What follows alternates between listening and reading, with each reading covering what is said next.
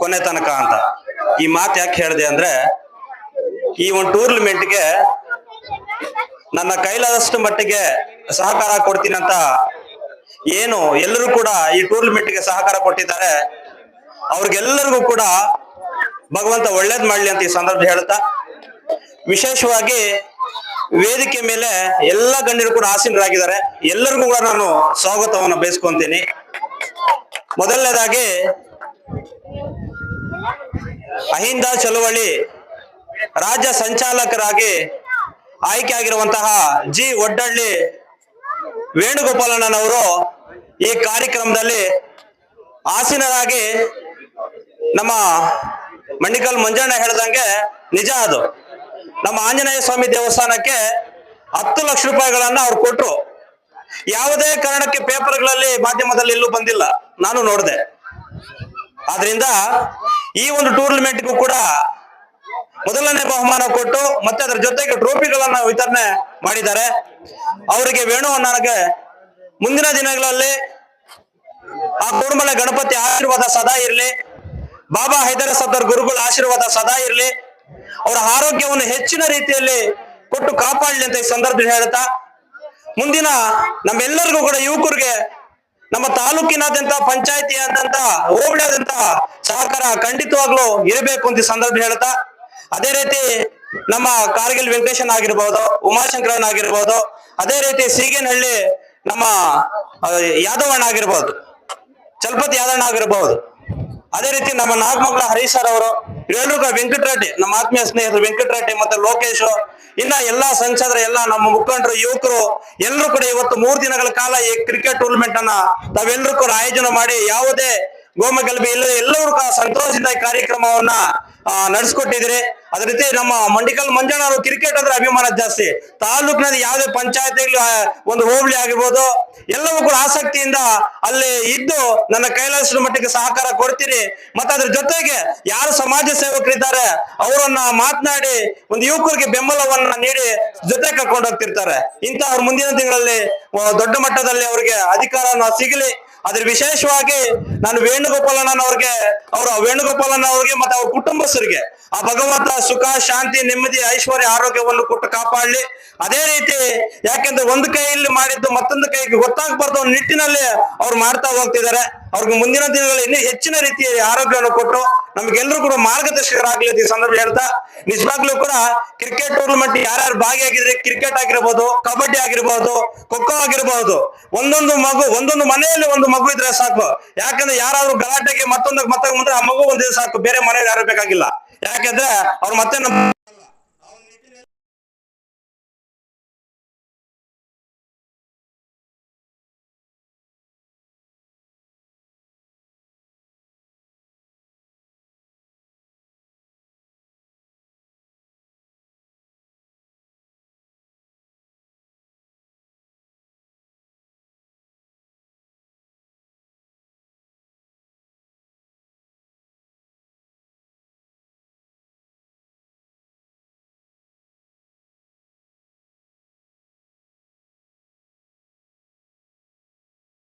ಯಾವ ರೀತಿ ಗೆಲ್ಲಬೇಕು ಅನ್ನೋದನ್ನ ಆಟ ಗೊತ್ತಾಗಿರ್ತದೆ. ಅದರಿಂದ ಮುಂದೆ ಅವರು ಮುಂದೆ ಸ್ಥಾನದಲ್ಲಿ ಹೋಗ್ತಾರೆ.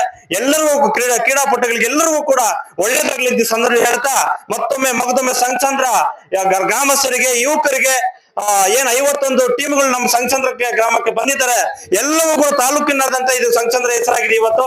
ಆ ಒಂದು ನಿಟ್ಟಿನಲ್ಲಿ ಎಲ್ಲರಿಗೂ ಒಳ್ಳೇದಾಗ್ಲಿ. ವೇದಿಕೆ ಮೇಲೆ ಆಸೀನರಂತ ಎಲ್ಲ ಗಣ್ಯರಿಗೂ ಕೂಡ ವಿಶೇಷವಾಗಿ ನಮ್ಮ ವೇಣುಣ್ಣನವ್ರಿಗೆ ಮತ್ತೆ ಎಲ್ಲರೂ ಕೂಡ ಏನ್ ಈ ಕಾರ್ಯಕ್ರಮಕ್ಕೆ ಸಹಕಾರ ಕೊಟ್ಟಿದ್ದಾರೆ ಅವ್ರಿಗೆಲ್ಲರಿಗೂ ಕೂಡ ಮುಂದಿನ ದಿನಗಳಲ್ಲಿ ಹೆಚ್ಚಿನ ರೀತಿ ಸಮಾಜ ಸೇವೆ ಮಾಡ್ಲಿಕ್ಕೆ ಅವಕಾಶ ಮಾಡಿಕೊಳ್ಳಿ ನಮ್ಮೆಲ್ಲರ ಸೃಷ್ಟಿಕರ್ತರಂತ ಹೇಳ್ತಾ ನನ್ನ 2 ಮಾತನ್ನು ಮಾತಾಡ್ಲಿಕ್ಕೆ ಅವಕಾಶ ಮಾಡಿಕೊಟ್ಟ ತಮಗೆಲ್ಲರಿಗೂ ಕೂಡ ಒಂದ್ ಸುತ್ತ ನನ್ನ ಮಾತು ಮುಗಿಸ್ತಾ ಇದ್ದೀನಿ.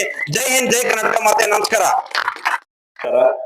ವೇದಿಕೆ ಮೇಲೆ ಉಪಸ್ಥಿತಿರುವಂತ ಕೇಂದ್ರ ಬಿಂದುಗಳಾದಂತ ವೇಣೂರವರೇ, ಕಾರ್ಗಿಲ್ ವೆಂಕಟೇಶ್ ಅವರೇ, ಚಂದ್ರಶೇಖರ್ ಅವರು, ಈ ಊರಿನ ಹಿರಿಯ ಮುಖಂಡರು, ಮತ್ತೆ ನಮ್ಮ ಚಲಪತಿ ಅವರೇ ಹಾಗೂ ಹುಸೇನ್ ಅವರೇ ಹಾಗೂ ಟೀಚರ್ಸ್ ಉಪಾಧ್ಯಕ್ಷರಾದ ಹರೀಶ್ ಅವರೇ, ಎಲ್ಲ ವೇಣು ಸಂಘಟಕರೇ ಮತ್ತು ಇಲ್ಲಿ ಸೇರಿರುವಂತ ಉತ್ಸಾಹಿ ಕ್ರೀಡಾಪಟುಗಳೇ, ಇವತ್ತೇನು ಸಂಘಚಂದ್ರದಲ್ಲಿ 3 ದಿನಗಳ ಕಾಲ ಟೂರ್ನಮೆಂಟ್ ನ ಹಮ್ಮಿಕೊಂಡಿದ್ರು.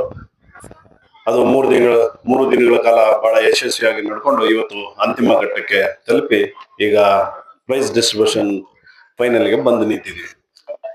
ಮೊದಲನೇದಾಗಿ ಏನು ಇವತ್ತಾನೆ ಅನೌನ್ಸ್ ಆಗಿತ್ತು, ಅಹಿಂದ ರಾಜ್ಯ ಸಂಚಾಲಕರಾಗಿ ಆಯ್ಕೆಯಾಗಿರುವಂತ ಈ ಟೂರ್ನಿಯ ಮೊದಲನೇ ಬಹುಮಾನ ಮತ್ತು ಈ ಟೂರ್ನಿಗೆ ಸಹಕರಿಸಿದಂತ ವೇಣುಗೋಪಾಲ್ ಅವರಿಗೆ ಶುಭಾಶಯಗಳು ಮತ್ತು ಈ ಟೂರ್ನಿಗೆ ಸಪೋರ್ಟ್ ಮಾಡಿದಂತ ಅವರಿಗೆ ಧನ್ಯವಾದಗಳು.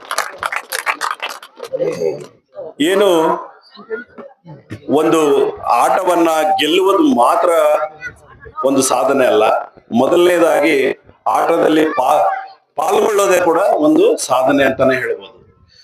ಈಗ ಏನಾಗ್ತಾ ಇದೆ, ದಿನಗಳು ಬರ್ತಾ ಬರ್ತಾ ಆಟಗಳನ್ನ ಎಲ್ರು ಮರೀತಾ ಇದ್ದಾರೆ. ಈಗ ಮೊನ್ನೆ ಒಂದು ಹಾಸ್ಪಿಟ್ಲ್ಗೆ ಯಾವ್ದೋ ವಿಚಾರಕ್ಕೆ ಹೋದಾಗ ಒಂದು ಮಗು 3 ವರ್ಷ ಆದ್ರೂ ಮಾತಾಡಕ್ ಬರ್ತಾ ಇಲ್ಲ. ಅವ್ರಿಗೆ ಬೇರೆ ಏನೇನೋ ಟ್ರೀಟ್ಮೆಂಟ್ ಕೊಟ್ರು, ಕೇಳಿದ್ರು, ಏನು ಪ್ರಾಬ್ಲಮ್ ಇಲ್ಲ, ಮಗು ಎಲ್ಲ ಚೆನ್ನಾಗಿದೆ, ಆದ್ರೆ ಮಾತಾಡ್ತಾ ಇಲ್ಲ, ಕಾರಣ ಏನು? ಸೊ ಅವರು ಡಾಕ್ಟರ್ ಒಂದೊಂದೇ ಕ್ವಶನ್ ಕೇಳ್ತಾರೆ, ಏನ್ ಮಾಡ್ತಾ ಇದ್ರಿ ಮಗುಗೆ? ಟಿವಿ ತೋರಿಸ್ತಾ ಇದ್ರ, ಮೊಬೈಲ್ ತೋರಿಸ್ತಾ ಇದ್ರ, ಅಥವಾ ಇನ್ನೇನೋ ತೋರಿಸ್ತಾ ಇದ್ರು? ಆಗ ಅವ್ರು ಹೇಳ್ತಾರೆ, ಹೌದು, ಟಿವಿ ಆನ್ ಮಾಡ್ಬಿಟ್ಟು ನಮ್ಮ ಮಗನ್ ಬಿಟ್ಟು ನಮ್ ಕೆಲಸ ನೋಡ್ಕೊಂತಾ ಇದ್ವಿ. ಆ ಮಗು ಟಿವಿನ ನೋಡ್ಕೊಂತಾನೆ ಅದನ್ನ ಮಾತಾಡೋದು, ಜನಗಳ ಜೊತೆ ಬೆರೆಯೋದು ಅಥವಾ ಜನಗಳ ಜೊತೆ ಮಾತಾಡ್ತಾ ಇದ್ದಾಗ ಮಾತ್ರ ಅದು ಉತ್ತೇಜನ ಆಗತ್ತೆ, ಮಾತಾಡಕ್ ಅವಕಾಶ ಬರುತ್ತೆ, ಸೊಸೈಟಿ ಜೊತೆ ಅಥವಾ ಅಲ್ಲಿರೋ ಜನಗಳ ಜೊತೆ ಮಾತಾಡಕ್ಕೆ ಅವಕಾಶ ಇತ್ತು. ಅದನ್ನ ಯಾವ್ದು ಕೂಡ ಅವಕಾಶ ಮಾಡದೆ ಅವ್ರು ಬರೀ ಟಿವಿ ಜೊತೆ ತೋರಿಸೋದ್ರಿಂದ ಆ ಮಗು ಹೆಚ್ಚು ಕಮ್ಮಿ ಮಾತಾಡೋದೇ ನಿಲ್ಸ್ಬಿಟ್ಟಿತ್ತು. ಆಮೇಲೆ ವೈದ್ಯಾಧಿಕಾರಿಗಳು ಅವ್ರಿಗೆ ಅಡ್ವೈಸ್ ಮಾಡ್ರಿ, ಇನ್ನು ಮುಂದೆ ಕಂಪ್ಲೀಟ್ ಆಗಿ ಟಿವಿ ಆಫ್ ಮಾಡಿ ನೀವು ಅವ್ರ ಜೊತೆ ಆಟ ಆಡಿ, ಮಕ್ಕಳ ಜೊತೆ ಆಟ ಆಡಕ್ ಬಿಡಿ ಅಂತ ಆದ್ಮೇಲೆ ಅದರ ರಿಸಲ್ಟ್ ಮತ್ತೆ ಆ ಮಗು ಮಾತಾಡೋದನ್ನ ಸ್ಟಾರ್ಟ್ ಮಾಡ್ತಾರೆ. ಇದನ್ನ ಯಾಕೆ ಹೇಳ್ತಾ ಇದ್ದೀನಿ ಅಂದ್ರೆ, ಮಕ್ಕಳೇ ನೀವೆಲ್ಲರೂ ಕೂಡ ಇವತ್ತೇನು ಭಾಗವಹಿಸಿದ್ರೆ ನಿಮ್ನೆಲ್ಲ ನೋಡಿ ಬಹಳ ಖುಷಿ ಆಗ್ತಾ ಇದೆ. ಈಗ ಎಲ್ಲಾದ್ರೂ ನೋಡಿ ರೀಲ್ಸ್, ಮೊಬೈಲ್ ಏನಾದ್ರು ತಂದೆ ತಾಯಿ ಕಿತ್ಕೊಳಕ್ ಹೋದ್ರೆ ಸಾಯಿಸಿರೋ ಕೇಸುಗಳು ಕೂಡ ಎಷ್ಟೋ ಇದಾವೆ. ಬಹಳಷ್ಟು ಪೇಪರ್ ಅಲ್ಲಿ ದಿನ ಬರ್ತಾ ಇರ್ತಾರೆ, ನೀವೆಲ್ಲ ಓದಿರ್ತೀರಿ ಕೂಡ. ಸೊ ದಯವಿಟ್ಟು ತಮ್ಮೆಲ್ಲರಲ್ಲಿ ಬೇಡ್ಕೊಳ್ಳೋದೇನಂದ್ರೆ, ಚಿಕ್ಕವರಿಗೆ ಈಗೇನ್ ಯಂಗ್ಸ್ಟರ್ಸ್ ನೀವು ಇದ್ದೀರಿ, ದಯವಿಟ್ಟು ಮೊಬೈಲ್ ನ ಉಪಯೋಗಕ್ಕೆ ಮಾತ್ರ ಉಪಯೋಗಿಸ್ಕೊಳ್ಳಿ, ದುರುಪಯೋಗ ಮಾಡಬೇಡಿ. ಏನಕ್ಕೆ ಅಂದ್ರೆ ಆ ಮೊಬೈಲ್ ಲೆವೆಲ್ ಹೆಂಗಾಗಿದೆ ಅಂದ್ರೆ ಊಟ ತಿನ್ನೋದು ಕೂಡ ಮರ್ತೋಗ್ತಾರೆ, ಜನಗಳ ಜೊತೆ ಮಾತಾಡೋದೇ ಮರ್ತೋಗಿದ್ದಾರೆ. ಏನು ಈಗ ಒಂದು 20 ವರ್ಷಗಳ ಹಿಂದೆ ಅಥವಾ ಮೊಬೈಲ್ ಬಹಳ ಪ್ರಚಲಿತಕ್ಕೆ ಬರಕ್ ಮುಂಚೆ ಜನಗಳು ಬೆರೀತಾ ಇದ್ರು, ಜನಗಳ ಆಟೋಗಳಲ್ಲಿ ಭಾಗವಹಿಸ್ತಾ ಇದ್ರು, ಭಜನೆ ಆ ಕಾರ್ಯಕ್ರಮ ಭಾಗವಹಿಸ್ತಾ ಇದ್ರು. ಈಗ ಅವೆಲ್ಲ ಹೋಗ್ತಾ ಕೇವಲ ಮೊಬೈಲ್ ಅಂತ, ಈವನ್ ಟಿವಿ ನೋಡೋದು ಕೂಡ ಟಿವಿನೂ ದಾಟಿ ಮೊಬೈಲ್ ಮುಂದೆ ಕೊಟ್ಟೋಗಿದೆ. ಟಿವಿ ನೋಡೋದು ಕೂಡ ಜನ ಕಮ್ಮಿ ಆಗಿದೆ. ಮೊದ್ಲಾದ್ರೂ ಟಿವಿ ಮುಂದೆ ಇರ್ತಾ ಇದ್ರು ಅಂದ್ರೆ ಕಣ್ಣು ಸ್ವಲ್ಪ ಲೇಟ್ ಆಗಿ ಹೋಗ್ತಾ ಇತ್ತು. ಈಗ ಮೊಬೈಲ್ ನೋಡೋದ್ರಿಂದ ಬೇಗನೆ ಸ್ಪೆಕ್ಸ್ ಅಂಗಡಿಗೆಲ್ಲ ಬಹಳ ಆರ್ಡರ್ಸ್ ಬರ್ತಾ ಇದ್ದಾರೆ. ಎಲ್ಲರೂ ಕೂಡ ಸ್ಪೆಕ್ಸ್ ಹಾಕೊಳ್ಳೋದು, ಆರೋಗ್ಯನ ಕೆಡಿಸ್ಕೊಳ್ಳೋದು, ಶುಗರ್, BP 108 ರೋಗಗಳನ್ನ ದುಡ್ಡು ಕೊಟ್ಟು ತರಿಸ್ಕೊಂತ ಇದ್ವಿ. ದಯವಿಟ್ಟು ಯಾರಿಗೂ ಅವಕಾಶ ಕೊಡದೆ ತಾವೆಲ್ಲರೂ ಕೂಡ ಉತ್ತಮ ರೀತಿಯಲ್ಲಿ ಆಟ ಉಪಕರಣಗಳಲ್ಲಿ ಭಾಗವಹಿಸಿ, ಆಟಗಳಲ್ಲಿ ನೀವು ಕೂಡ ತಾಲೂಕು, ಜಿಲ್ಲೆ, ನಮ್ಮ ರಾಜ್ಯ ಮತ್ತು ದೇಶಗಳಲ್ಲಿ ಟೀಮ್ಗಳಲ್ಲಿ ಆಡಿ ನಮ್ಮ ದೇಶಕ್ಕೆ ಒಳ್ಳೆಯ ಹೆಸರು ತಂದ್ರೆ ಅದಕ್ಕಿಂತ ಭಾಗ್ಯ ಇನ್ನೇನಿಲ್ಲ. ಆದ ಕಾರಣ ಏನು ಕ್ರೀಡಾಪಟುಗಳು ಇವತ್ತು 48 ಟೀಮ್ ಬಂದಿತ್ತು, ನೀವೆಲ್ಲರೂ ಕೂಡ ನಿಮ್ದೇ ಆದ ಉತ್ತಮ ರೀತಿಯಲ್ಲಿ ಭಾಗವಹಿಸಿದ್ರಿ. ಯಾರಿಗೆ ಅದೃಷ್ಟ ಇತ್ತು ಅವರು ಇವತ್ತು ಗೆದ್ದು ಮುಂದೆ ಬಂದಿದ್ದಾರೆ. ಸ್ವಲ್ಪ ಆಟ ಅವರದ್ದು ಎದುರಾಳಿಗಿಂತ ಸ್ವಲ್ಪ ಕಮ್ಮಿ ಆಗಿದ್ರಿಂದ ಸೋತು 2ನೇ ಪ್ಲೇಸ್ ಇರ್ಬೋದು, 3ನೇ 4ನೇ ಪ್ಲೇಸ್ ಇರೋದು, ಅಥವಾ ಸೋತಿ ಮನೆಗೆ ಹೋಗಿರೋ ಅಂತವ್ರು ಇರ್ಬೋದು. ಅವರೆಲ್ಲರಿಗೂ ಕೂಡ ವಿಶೇಷವಾಗಿ ಧನ್ಯವಾದಗಳನ್ನ ಹೇಳಕ್ ಇಚ್ಛೆ ಪಡ್ತೀನಿ. ಹಾಗೂ ಏನ್ ಮುಂದಿನ ಈಗಾಗಲೇ ಬೆಳಕಾಗ್ತಾ ಇದೆ, ಮುಂದಿನ ಪ್ರೈಸ್ ಡಿಸ್ಟ್ರಿಬ್ಯೂಷನ್ ಕಾರ್ಯಕ್ರಮ ಇದೆ. ಹಾಗೆ ಇದನ್ನ ಉದ್ದೇಶಿಸಿ ನಮ್ಮ ಈ ಕಾರ್ಯಕ್ರಮದ ಕೇಂದ್ರ ಬಿಂದು ವೇಣು ಅವರು ಮಾತನ್ನ ಮುಂದುವರಿಸ್ತಾರೆ. ಜೈ ಹಿಂದ್, ಜೈ ಕರ್ನಾಟಕ. ಕದಂಬ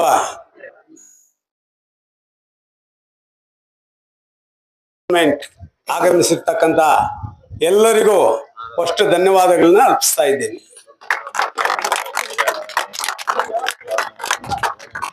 ಫಸ್ಟ್ 1-2-3 ವರ್ಷಗಳ ಹಿಂದೆ ಇಲ್ಲಿ ಟೂರ್ನಮೆಂಟ್ ನಡೆಸಿದಾಗ ಇಷ್ಟು ಅಭಿವೃದ್ಧಿ ಆಗ್ತಾರೆ ಅಂತ ಯಾರು ಅನ್ಕೊಂಡಿಲ್ಲ. 2 ವರ್ಷದಾಗ ಒಂದು 5-6 ಟೀಮು, ವರ್ಷದಾಗ ಒಂದು 10 ಟೀಮು. ಈ ವರ್ಷ 48 ಟೀಮುಗಳು ಇಲ್ಲಿಗೆ ಬಂದು 3 ದಿನ ಆಟ ಆಡಿ ಸಂತೋಷದಿಂದ, ಗೆಲ್ಲಲಿ ಸೋಲ್ಲಿ ಸಂತೋಷದಿಂದ ಅವ್ರವ್ರ ಊರಿಗೆ ವಾಪಸ್ ಹೋಗಿದ್ದಾರೆ. ಫೈನಲ್ ಆಗಿ ನುಕ್ಕನಹಳ್ಳಿ ಟೀಮ್, ಸಂಘಸಂದ್ರ ಕದಂಬ ಟೀಮ್ ಇಬ್ಬರು ಆಡಿ ಒಬ್ಬರು ಜಯಗಳಿಸಿದ್ದಾರೆ. ನಮಸ್ಕಾರ.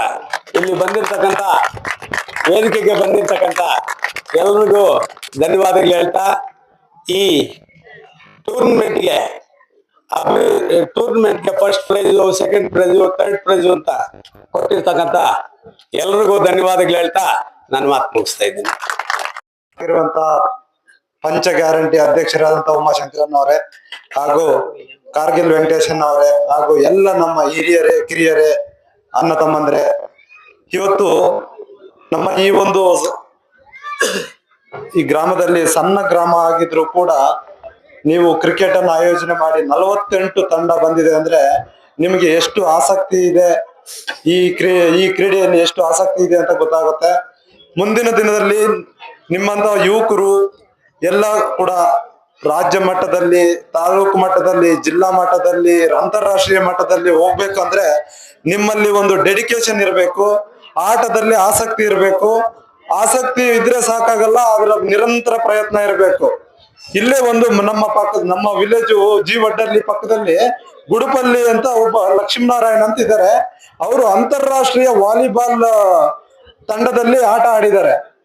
ಅವರೇನು ದೂರ ಇಲ್ಲ, 5 ಕಿಲೋಮೀಟರ್ 6 ಕಿಲೋಮೀಟರ್ ಇದೆ ಅಕ್ಕಪಕ್ಕದಲ್ಲಿ. ಸೊ ಹಾಗಾಗಿ ನೀವು ಕೂಡ ಮುಂದಿನ ದಿನದಲ್ಲಿ ನಿಮ್ಮ ಒಂದು ಪ್ರತಿಭೆಯನ್ನು ತೋರಿಸ್ಬೇಕು. ಜಿಲ್ಲಾ ಮಟ್ಟದಲ್ಲಾಗ್ಬೋದು, ತಾಲೂಕು ಮಟ್ಟದಲ್ಲಾಗ್ಬೋದು, ರಾಜ್ಯ ಮಟ್ಟದಲ್ಲಾಗ್ಬೋದು, ಅಂತಾರಾಷ್ಟ್ರೀಯ ಮಟ್ಟಕ್ಕೆ ಹೋಗ್ಬೇಕು ಅಂತ ಯಾರಿಗಾದ್ರೂ ಆಸಕ್ತಿ ಇದ್ರೆ ಅದಕ್ಕೆ ಆದಂತ ಒಂದು ತಂಡವನ್ನು ರಚನೆ ಮಾಡ್ತಾ ಇದೀವಿ. ನಮ್ಮ ಮಂಡಿಕಲ್ ಮಂಜುವನ್ನವರು ತುಂಬಾ ಆಸಕ್ತಿ ಇದ್ದಾರೆ ಕ್ರಿಕೆಟ್ಗೆ. ತಾಲೂಕಿನಲ್ಲಿ ಎಲ್ಲೇ ಆಟ ನಡಿಬೇಕು ಅಂದ್ರು ಅವರು ಮುಂದೆ ಇರ್ತಾರೆ. ಎಲ್ಲ ಸಮಾಜ ಸೇವಕರು ಯಾರೇ ಬರ್ಲಿ ಅವ್ರಿಗೆ ಆಹ್ವಾನ ಕೊಟ್ಟು ಈ ತರ ಕ್ರಿಕೆಟ್ ನಡೆಸಬೇಕು ಅಂತ ಅವ್ರದೇ ಆದಂತ ಒಂದು ಸ್ಟ್ರಾಟಜಿಯಿಂದ ಅದನ್ನ ಮಾಡ್ತಾ ಇದ್ದಾರೆ. ಸೊ ನಿಮ್ಮಲ್ಲಿ ಏನಾದ್ರೂ ಆತರ ಆಸಕ್ತಿ ಇದ್ರೆ ಅವ್ರು ಖಂಡಿತ ತಿಳಿಸ್ಬೋದು. ಅದಕ್ಕೆ ಒಂದು ತಂಡ ಇದೆ, ರಾಷ್ಟ್ರ ಮಟ್ಟದಲ್ಲೂ ಕೂಡ ಒಂದು ತಂಡ ಇದೆ. ಅದನ್ನ ನಾವು ಗುರುತಿಸಿ ಅಂತ ಪ್ರತಿಭೆಯವ್ರನ್ನ ಕಳ್ಸ್ಕೊಡೋಣ, ಅದೊಂದು ಹೇಳ್ತಾ ಹಾಗೆ.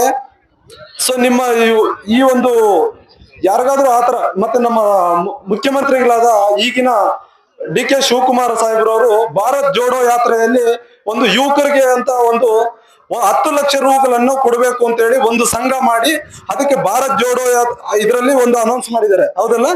ಸೊ ಇದರಲ್ಲಿ ನಿಮ್ಮ ಪಂಚಾಯತಿ ವೈಸ್, ಪ್ರತಿ ಪಂಚಾಯತಿ ವೈಸ್, ಈಗೇನು ನಮ್ಮ 30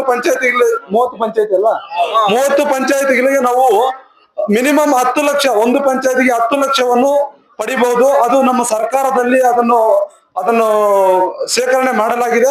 ನಿಮ್ಮಲ್ಲಿ ಯಾರಾದ್ರೂ ಆ ತರ ತಂಡಗಳನ್ನು ರಚನೆ ಮಾಡಿ ನಿಮ್ದೇ ಆದಂತ ಯುವಕರ ಒಂದು ಶಕ್ತಿಯನ್ನು ಪ್ರದರ್ಶನ ಮಾಡಬೇಕು, ಶಕ್ತಿಯನ್ನು ರೂಪಿಸಬೇಕು. ಎಲ್ಲ ತಂಡ ಆಗ್ಬೋದು, ಕ್ರಿಕೆಟ್ ಆಗ್ಬೋದು, ವಾಲಿಬಾಲ್ ಆಗ್ಬೋದು, ಯಾವುದೇ ತಂಡ ಆಗ್ಬೋದು, ಈ ತರ ಆಡ್ಲಿಕ್ಕೆ ಅವಕಾಶಗಳಿದೆ. ಈಗ ಸರ್ಕಾರ ಕೂಡ ಮುಂದೆ ಬಂದಿದೆ. ನಮ್ಮ ಮುಖ್ಯಮಂತ್ರಿಗಳು ಈಗಾಗಲೇ ಹೇಳಿದ್ದಾರೆ, ಯುವಕರಿಗೆ ಹೆಚ್ಚಿನ ರೀತಿಯಲ್ಲಿ ಪ್ರೋತ್ಸಾಹ ಕೊಡಬೇಕು. ಗ್ರಾಮೀಣ ಭಾಗದಲ್ಲಿ ಗ್ರಾಮ ಪಂಚಾಯತ್ ಆಗ್ಬೋದು, ತಾಲೂಕ್ ಪಂಚಾಯತ್ ಆಗ್ಬೋದು, ಜಿಲ್ಲಾ ಪಂಚಾಯತ್ ಆಗ್ಬೋದು, ಯಾವುದೇ ಕ್ಷೇತ್ರದಲ್ಲಿ ಮುಂದೆ ಬರಬೇಕು ಅಂದ್ರೆ ಯುವಕರಿಗೆ ಹೆಚ್ಚು ಪ್ರಾಶಸ್ತ್ಯ ಕೊಡಬೇಕು ಅಂತ ಹೇಳಿದ್ದಾರೆ. ಸೊ ಹಂಗಾಗಿ ಯುವಕರು ಕ್ರಿಕೆಟ್ ಒಂದೇ ಅಲ್ಲ, ರಾಜಕೀಯ ರಂಗದಲ್ಲಾಗ್ಬೋದು, ಆಟದಲ್ಲಾಗ್ಬೋದು, ಎಜುಕೇಶನ್ ಆಗ್ಬೋದು, ಮುಂದುವರಿಬೇಕು. ಯಾವುದೇ ರೀತಿಯಾದಂತಹ ಕೆಟ್ಟ ಚಟಗಳಿಗೆ ನೀವು ಬಾನಿಸರಾಗಬಾರ್ದು ಅಂತ ಹೇಳ್ತಾ ಈ ಮುಖಾಂತರ ನನ್ಗೆಲ್ಲ ಅವಕಾಶ ಮಾಡಿಕೊಟ್ಟಿದ್ದಕ್ಕೆ ಧನ್ಯವಾದಗಳು ಹೇಳ್ತಾ, ನನಗೆ ಅವಕಾಶ ಕೊಟ್ಟಿದ್ದಕ್ಕೆ ವಂದಿಸ್ತಾ ನಿಮ್ಮ ಮಾತು ಮುಗಿಸ್ತಾ ಇದ್ದೀನಿ. ಜೈ ಹಿಂದ್, ಜೈ ಕರ್ನಾಟಕ.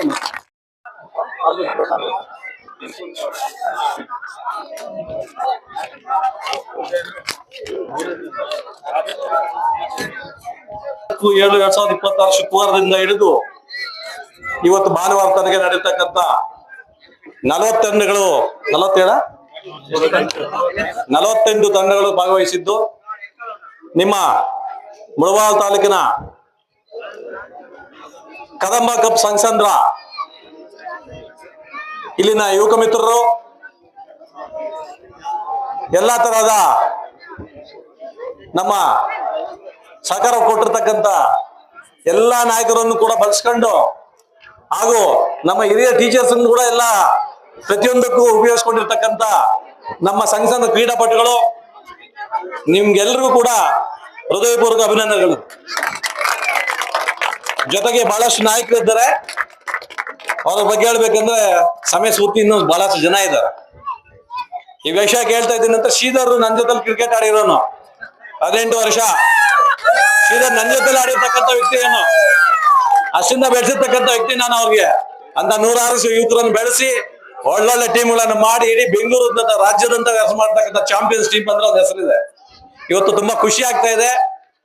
ನನಗೂ ಹೇಳಿದ್ರೆ ನನ್ನ ಕೈಲಾದ ಸಹಾಯ ನಾನು ಮಾಡ್ತಾ ಇದ್ದೆ, ಶ್ರೀಧರ್ ಹೇಳಿರ್ಲಿಲ್ಲ ನಮ್ಗೆ.